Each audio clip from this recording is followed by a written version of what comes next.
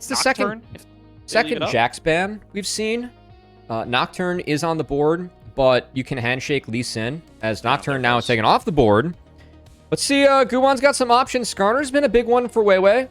It's a potential takeaway, but I know that Guwon also really likes the Qiyana. Would be an entirely different direction. I don't think that you first pick jungle here, unless you're going to go for Pantheon. Around. Yeah, it's no more Camille meta, that's for sure. It is a first pick Trundle. We're in a new meta. All right. Guwon going to get supportive. supportive. We're not patch yet, though. Are we? I mean, Guwon's just going to get supportive, and honestly, I know we've been talking about it quite a bit, but put me on the spot. I think it's going to be Lucian Milio coming in response. This week, we are not on the new patch, no. I didn't think we were. New patch we weren't next week. 2 days ago when I was here, but not yet. You know, I wouldn't be the first time I missed an announcement. Still been a lack of Camille. Still been a lack of Camille. It's got to be Lucian Milio, though, with the first pick Milio. There's no way this is going with anybody else. But you don't have to take Lucian yet. Actually, I guess, like, what tech to take Lucian Nami now on NIP's side and deny the pairing? But I would say Camille from NIP. Take Camille, play as fast as you can. Or Zyra Khan can work too. But could be. Trundle's not the best ball carrier. Or the best piggybacker to get Rakan in there, so might have to see something wee bit different. But when NIP have played the Zyra Rakan, I've seen them play it in a Lucian Milio. They attack this lane really early. Like, it's been Guwon going 3 camps into multiple visits bot to try and flip this matchup and make sure that they're the ones that come out on top. So curious if that's going to be game plan for NIP, is Trundle options for a lot of creative early game paths if you want it. But with junglers showing for NIP and bot lane and mid showing for LNG, as we fully expect this Lucian to get locked in. Expecting bans aimed at the role that's showing, that is not showing for the opponent. So I would like a Lee Sin ban here for, from NIP to help protect the Trundle. And then honestly, I don't know what the last one I'd give Trundle, but I'd definitely give him one more. Yeah, I mean, you can take Wukong out if you really wanted to. It feels like it's not even that bad of a matchup. Maybe I would say Lee Wukong would be the 2 I'd take off. I think that's fair. If I wanted 2 bans. But yeah, if you want to do 2 targeted bans, that's certainly an option. There will also be a first pick at the top lane there, but again, I don't know what top laners you're too worried about. Gnar already off the table. Yorick gone. You know, a lot of those traditional safe top lines. Rumble, of course, all off the table due to Fearless. Maybe you just take away whatever mid you think they're banning to protect. I agree with the Lee Sin ban, though. I think that one's got to go for WeiWei. There it goes. I do like the Ahri ban, as that is something that Care plays potentially well. I think it's kind of a difficult matchup for the Syndra that needs help, but Pillar is a lot of help against Syndra. So I would love to see stuff that can take advantage of the fact that Pillar is just a big fat slow and really difficult for Syndra to deal with. Yeah. Should be plenty of collapse opportunities there. You know, often when we see the early pick Syndra, it's kept alive as a flex, but the Milio kind of prices them into the Lucian there, so that is not going to be the maneuver here. And these the Aurora ban. So what mid laner wants to ban Ahri Aurora for Old Nya here? Maybe looking at some kind of Victor angle or something like that. You could try to ban that one away. Oh, it's already Syndra. What am I talking about? Well, I mean, it is, but I think Victor makes sense for me if you're NIP. Actually, no, sure. Wukong taken away. They're going to take Qiyana. Definitely a good matchup into the Trundle. No one know that better than Guwon in our league, frankly. No, not at all. So, yeah. They covered this before. Is 1xN griefing us? He might be. Yeah, I think they're just teasing the next patch. Maybe. Well. Hold on. You can play Bel'Veth and Trundle. You really can. They're flicking. LNG's got none to lose. They can play it paired up with Syndra. It's locked. Oh, we're going to see it. All right. He's a happy camper. Right. Wow. Bel'Veth coming out. We've had quite a few changes made to Bel'Veth. We have. I'm going to need to go to the patch notes for this one. This is So the short version is non-memorized reading. You scale with Lavender differently than you used to, right? Yes. You now get the bonus attack speed a little bit differently, right? You get it. It scales harder now. You have, especially as you get more levels, you get even more scaling from it, and eventually Diana mid? you reach a point. Oh my God, it's Diana. Well, that's a Rakan piggybacker for sure. Yeah, play Darius. 100%. Darius is actually with this game. If you want to play Hoya's Darius blinding Mordekaiser, Jace. Yeah, Cassante. Okay, all right. We can't have everything. Darius into Diana, Trundle, Rakan would sound so good. But that would have gotten a little bit too crazy, a little bit too out there. Yeah, Bel'Veth had a lot of changes. The idea of Bel'Veth, as you highlighted, scales differently with the passive, the Lavender. You scale a lot harder throughout the game, as Bel'Veth is much more indexed towards being this late game fantasy champion. So for me, I think the idea of this Diana is to attack mid relentlessly and try and set mid so far behind that you can start attacking the Bel'Veth now. If you are NIP. And NIP, I think, needs to win this game early. They need to get going, take off, and make sure they stall this game forward. If not, dealing with the scatters to set up for Lucian Milio and this Bel'Veth that will get big late in the game. It's important that NIP gets off to a fast start, and this time is able to close it out. Yeah. I think definitely a... not the early game menace that it used to be, right? You used to be able to just kind of walk towards enemy camps, use the 4 quadrants of your dash to just absolutely wreck people. That now has a longer internal cooldown. You can't just void surge your way through people anymore in the early games by abusing, the auto resets and the multiple casts that you get. But the scaling, as you mentioned, much, much better. You get to be in that enhanced form for the whole time. You get to be in your true form permanently. Big thing. Okay, we'll talk about Bel'Veth here in a sec.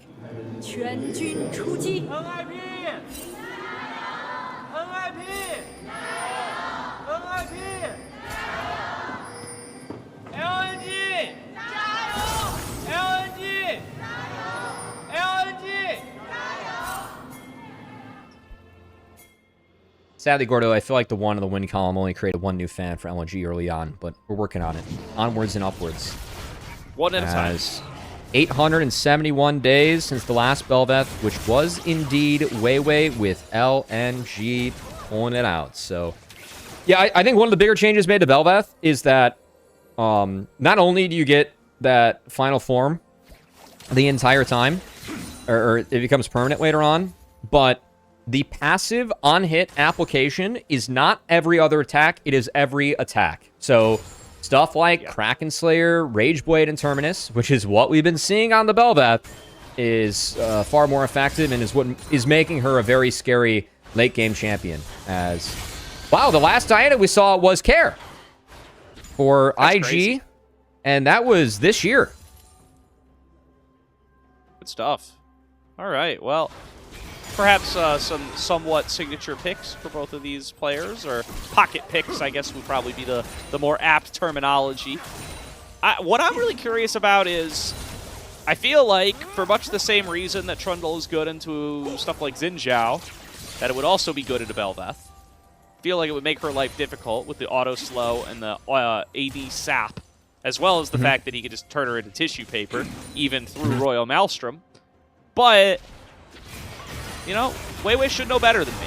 And meanwhile, here comes Guwon. Oh, that was an early flash from Nya. Flashed before the pillar came out. That is a mistake that Nya will be punished for. First blood to NIP. Oh, he emotes. Care drops the FPX icon as well. Feels bad for Nya. Feels good for NIP and Care. He's the benefactor off that first blood again. Trundle pillar, we were asking for mid laners to interact well with that. I would have never predicted that Diana was the answer to that question in a million years, but it was. Kare's going to try and make the most of it. And LPL analytics do not like Bel'Veth. What do LPL analytics even know about Bel'Veth, man? I don't know what they know about anything, frankly. This the first comp game of new Bel'Veth? I'm going to take a quick GOL peek. I have not peeked. I've just seen this thing in solo queue, and when it presses E, it is a nightmare to face now. Dive coming Here we from go. the bottom lane. Photic going to be the target, but gets the trade back onto YCX. 1 for 1. Not too shabby. WeiWei does get his Lavender, but comes at a cost, and that gold going right back into Photic's pockets. And Care, I mean, this is the problem when Diana gets ahead, right? She's not even that far ahead yet, but already really taking some strong trades into Nya. Also one of the few champions that, for me, kind of benefited from Storm Raider's Surge. Just because when you go Diana, you are going to find chunks big enough to always pop it if you're choosing to E in. And you can really take advantage of that move speed. So good to see Care snagging that one. As that was the choice on Diana way back in the day when Diana mid was a thing. Back in season like 3 and 4, and it was really strong. You go Abyssal Scepter Rush and just be way too big to deal with between your shields and the damage that you could do. Also, your dash was on your R, and that was a choice. So I took a look. There was one game of Bel'Veth played this split, but it was pre-changes. It was on 26-13 over in LRS. So this is the first competitive game on new Bel'Veth, as far as I can tell. Actually, unpunished. 1xN. Oh, 1xN flashing forward will be able to pick up the kill. Photic won't be able to get the trade back this time. Doesn't have enough tools to be able to flash back and keep the exchange going. Nicely done. 1xN and YCX. That was... Fengyue was trying to flash into the brush to break vision, but 1xN was able to flash forward and follow it, and WeiWei's going to come for the revisit. Photic does have flash. Yeah, Photic gonna have to use it to dodge out on the above and below, and will successfully navigate away as a result. Okay, we're going to have Photic stick around. I'm wondering if we have a dragon attempt here. It does feel like the Lucian Milio half the base. 1xN's going to want to spend some of that gold. And while this does seem bold, I do think that it is on NIP to make sure that this game moves quickly. I do not want to see what happens late game with Bel'Veth coming in, as just the way that they buffed up her E, it scales off of it gives more damage reduction later, so not as much early, but the lifesteal it gives is filthy. And if you put points into this thing, it can get down to a 12-second cooldown, rank 5. So I think that's like another big part of Bel'Veth later on, is that your on-hit application gets hit by every auto instead of every other when you're true form.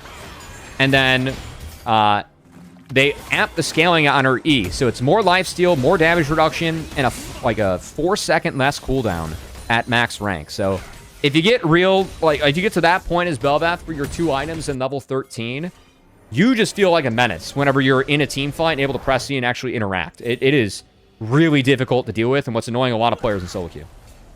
Yep. All right, Guwon making a path through the enemy jungle.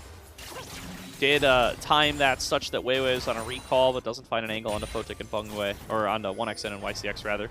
Regardless, Hoya having himself a pretty nice time in this top lane in his counter matchup, keeping the wave shoved in, keeping the plates flowing. And yeah, definitely part of the game plan here for NIP has to be to, at some point, look to shut down this Bel'Veth, look to invade, look to steal away camps, look to make sure you're securing these dragons. Because, yeah, you don't want to get into these hyper late-game scenarios up against this champion when she's just been given so many additional tools.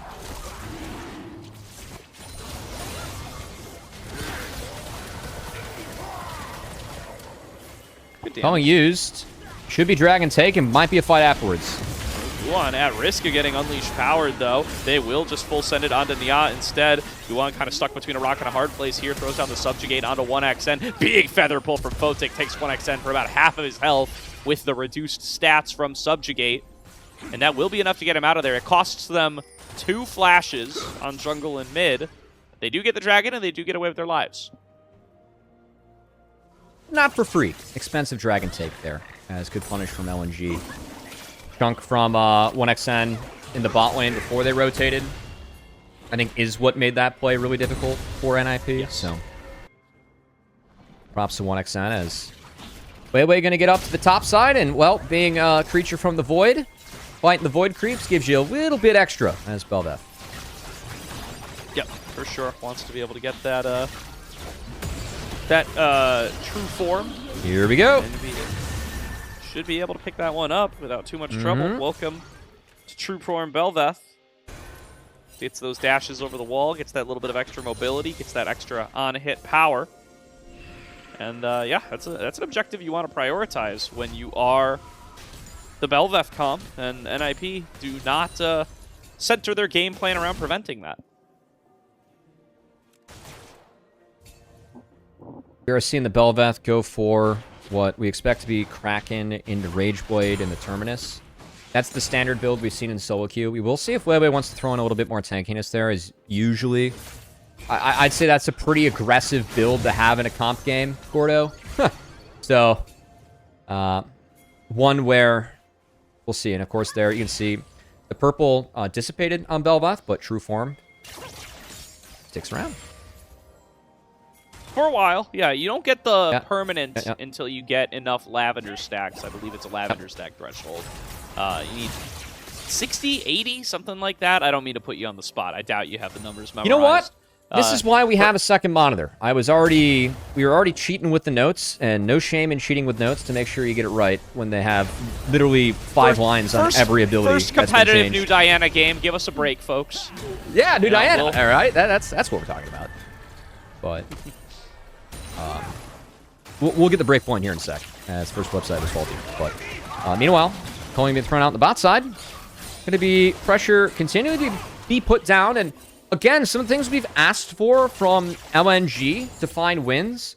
It was an acceptable game 2 from Ya.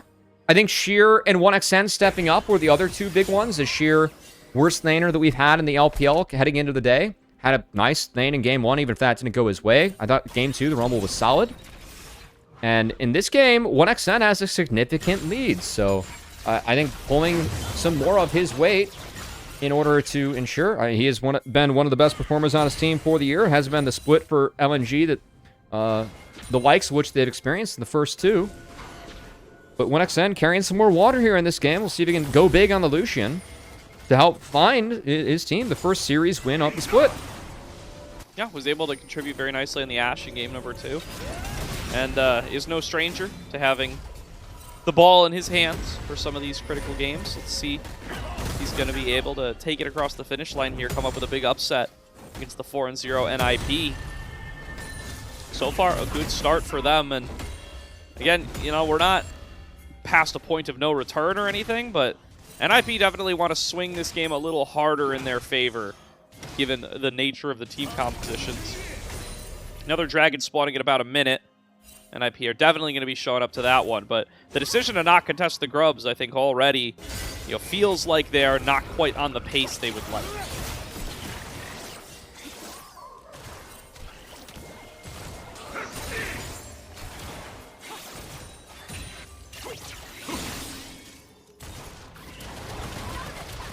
Oh, meanwhile, Photic taking another culling. That's a rough shot onto him. And I mean, WeiWei just clearing uninterrupted despite how much weaker the early Bel'Veth is here. I can't emphasize enough just how nice that is for him. And again, how much it feels like NIP really wanted a very strong care, dominating mid, taking camps. Finally, Guwon stealing something away here. You can see there is a counter or a stacker on Bel'Veth. That number in the bottom left corner of her portrait, that would be the lavender. That's being picked up. You're right, Gordo. The breakpoint is 80 for Infinite. 40 is a breakpoint in its own right. The true form, you get it for 90 seconds instead of 45. But again, I mean, Infinite scaling champion that we have. And you're right, Gordo. It's been undeterred. Undeterred, yeah. Undeterred, uninterrupted. Put them together. There we go. Keep on giving me more words. But then again, this actually might get interrupted, this dragon. 4 versus 3.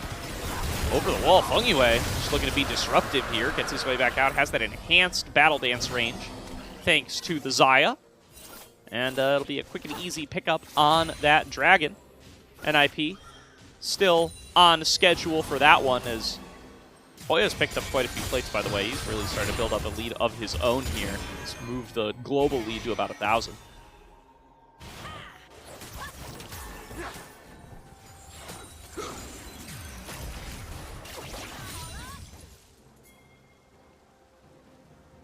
I'm kind of interested now, like, what the next steps for NIP are going to be is... Oh, still got the knockup. Nice knockup with the quickness, but Photic taking a lot of damage anyway. Might have to give this one up.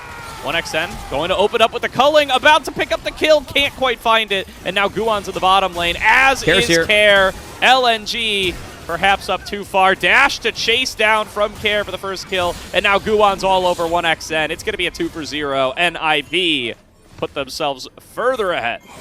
Care being the difference maker. Wave drop mid, able to walk down, supports his team, trying to make the play as we were kind of looking for ways for NIP to speed up this game. That's one, as playing into Fengyue finds the engage, finds the play in Illusion Milio, and shuts down 1xN. So, well done by NIP. I think that a big win con for them now in the mid game, trying to find Syndra in the side lane. If you can send Trundle, send Rakan into this Syndra lane, I think especially Trundle, just because scatter against Rakan can be pretty high value. I think going into Trundle, he can just throw down the pillar and have a huge impact on, and maybe just force a flash off that going into Care's Diana. So, would love to see them really try and focus on finding Syndra now that we do have the bot lanes mid. Yeah. Something I want to call out about Care here this game is super important that he finds these kills and gets himself this individual gold lead, because he's gone for Storm Raiders instead of Electrocute this game. The Proto Belt was changed recently. It's got more health, less AP. He's gone Merc Treads. He's made a lot of damage concessions, and if he cannot one-shot, that's a big problem. So super critical that he is ahead in gold so that he does still have that one-shot potential onto these squishies. Yeah, no, I think that's a good shout. Diana is a one-shot champ. Obviously, Storm Raiders for pro can help you get out of a couple slippery scenarios and hopefully escape the Bel'Veth later on, honestly, is I think the idea or the plan.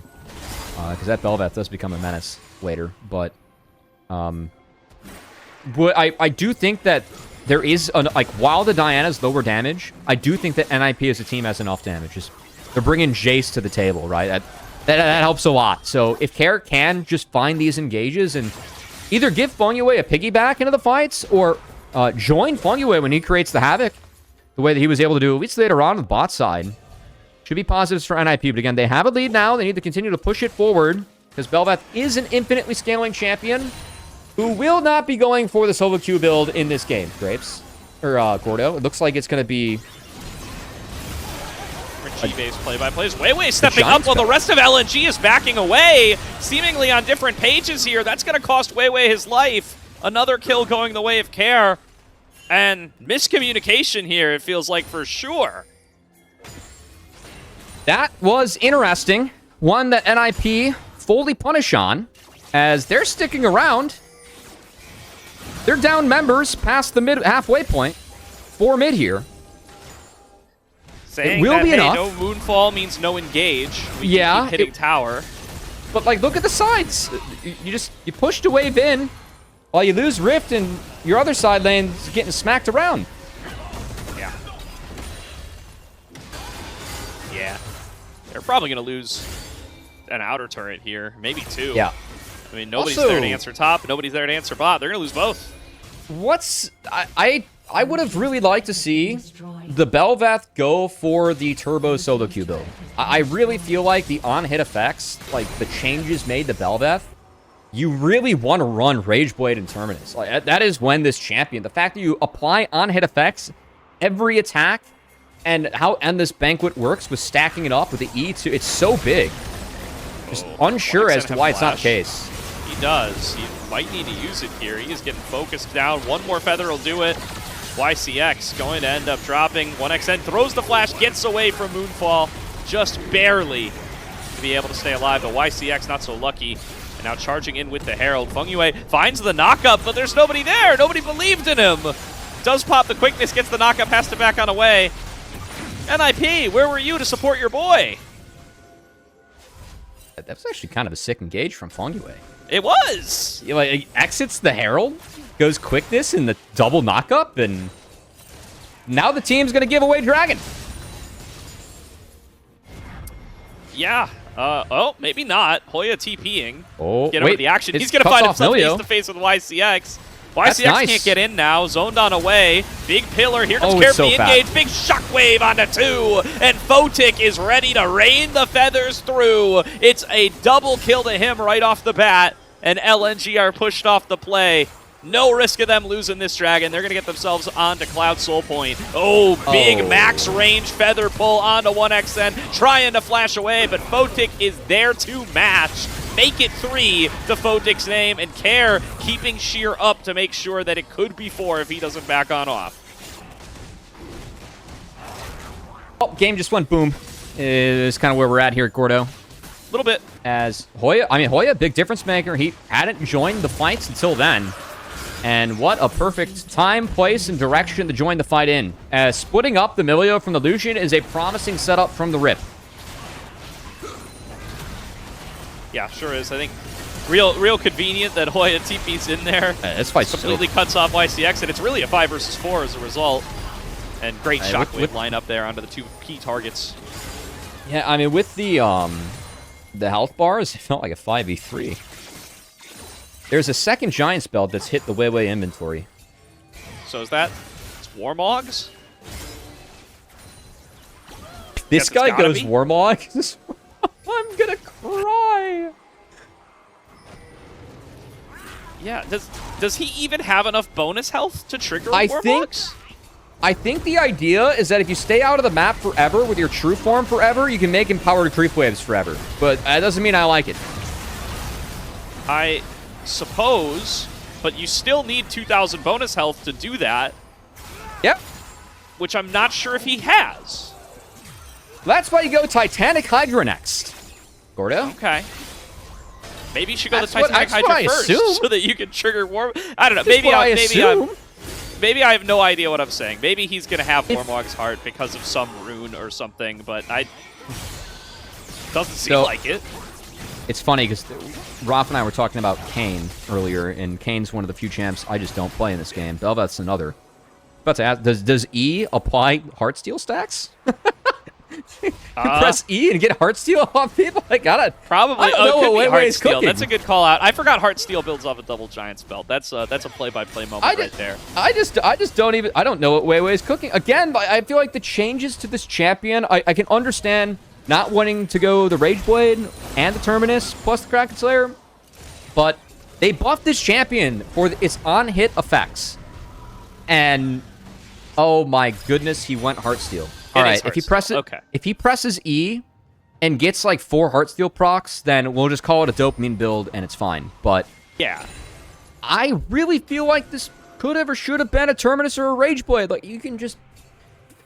You have a tank Cassante, Cinder can buy you space. I've seen what this champion can do. If you get going, it is really turbo disgusting later on. So does Heartsteel help get you there? I don't know what the thought is yet for WeiWei. I haven't seen enough Bel'Veth to have opinions on this for WeiWei, but it is against the grain in the way that I find weird. Yeah, I'm just glad that it's not Warmogs. So I'll accept. I had like a minute there where I was very concerned. Warmogs with Jungle Pat, I would have cried. Yeah, that. Oof. Yeah, I do not want to be back in the place where you can trigger Warmogs off of no items. Here comes Fengyue on the side. Doesn't actually get the quickness charm out of anybody, but look at Sheer. He's kind of left out to dry. Eventually has to flash dash his way out of there. And, I mean, this was a Baron taken by NIP that LNG just couldn't do anything about.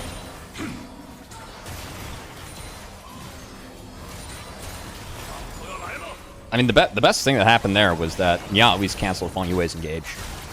So, they did get some tools out. Fengyue did have to flash, but we got a soul. $120 out, Gordo. And, don't really see the path in for LNG. It's... I mean, this is the other thing that I just don't like about this game is they really don't have engage. Like, the team I always think about when it comes to Bel'Veth, and that was a different version of Bel'Veth, but it was watching, like, opening days of G2 with Yike and trying to incorporate Yike. And they always had engage or tools for the Bel'Veth. This Bel'Veth has nothing. And built a 20-minute Heartsteel that has no stacks at 23 minutes in, and they're down Baron, and they're about to get sold. Well, here's a chance to get some stacks. Going to open on up with that Endless Banquet. maybe triggered it once or twice there. Nice stun onto Photic. Opens up now for a culling from 1xN. Photic taking a lot of damage here. 1xN getting up in their faces, but that's a triple moonfall from Care to completely slam the door shut in LNG's face. A triple kill, a quadra kill to Diana the NIP mid laner. Diana And this guy just does not stop stepping up. Come on, baby, do it. Give it to him. Care looking for his second penta Oh off the split, and he gets it. Care with 2 pentakills in the split. NIP play through this guy nonstop. Awesome who. Their main carries in the mid lane. NIP close out the series. What an engage from Care and a champion that we haven't seen since Split 1 or the Demacia Cup. Able to pull it out, finds a pentakill on it. As, yeah, Fengyue, Care, NIP gonna feel good about that. Gordo, I fear the script was right. It was a LNG random win game 2. First win of the split. Congrats to them, but NIP, I think, continue to cruise and build confidence in what we are hoping to see from them, which is taking down one of our Group Ascend teams to actually make it into the playoffs. This is a team that I feel like is one of the top 6 teams that we have in the LPL. That just happens to be playing in Group Nirvana. I hope we continue to see NIP playing well. As Fengyue going to take one last moment. Going to stick around for the interview for the fans at home, and we can stick around to see who the player of the match was here, Gordo. But at least for the flashiness at the end, I have a feeling it might be a Care. Well, it's Care player of the game for game 3, no doubt. And then, you know, maybe you can make arguments for a different player of the match. If you want to talk about Guwon, I will listen. Though I would be happy to see Care. And I cannot stop glazing this guy, Cubby. I have been so impressed with what Care has shown us in this split. I was not impressed with him in Group Ascend in split number 2. I was not impressed with him in years of FPX, but he comes on out and plays so well over the course of these last 5 series. So many player of the games to his name. That Cassiopeia stuff has been insane. His Silas has been very good, even in that loss in the last game. And now here finding it on Diana, his second pentakill of the split. We wanted to know, how can NIP play without Awesome Zhuo as their bottom lane, what they made such a core part of their identity in split number 2? The answer is that Care is going to step up, and he's just going to be the primary carry every single game.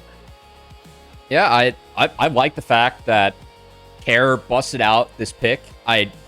The Trundle plus Diana and the Syndra is a really creative way to attack it, and it was done effectively by NIP. So for me, between that and getting Rakan into the fights, and then pairing it with like a Jay Saya that has a lot of damage, and kind of turns Diana into this, I don't want to call it utility, but it really is the trigger pull / engage champ. It gives you that other option with Fengyue, and we talked about how Fengyue could enter and then Diana finishes, or vice versa.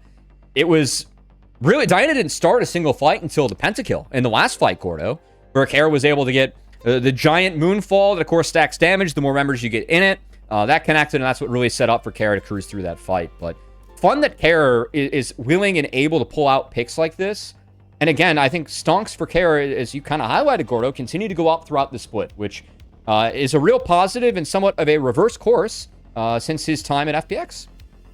Yeah, I mean, and again, it's a reverse course from his time earlier this year. I was not crazy about this guy. Even when NIP were winning games, were moving their way up the standings, were like 5th seed or whatever they were for a period of time in Group Ascend, I was not crazy about Care. I shared a clip of him flash whiffing anti-ult with me on cast earlier this year, and that's kind of just stuck in my brain. That's been Care in my mind, is that this guy is a passenger at best and a liability at worst, and completely inverted that opinion over the course of this split. He has been insane.